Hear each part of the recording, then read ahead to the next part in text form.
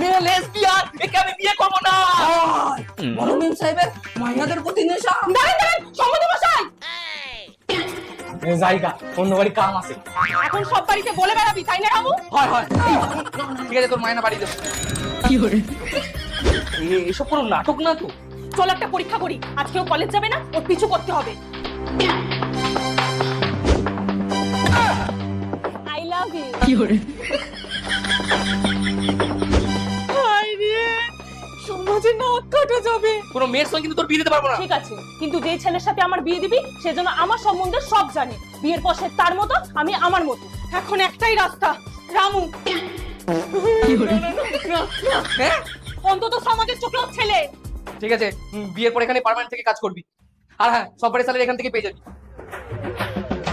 Thank you Boudi, I love you.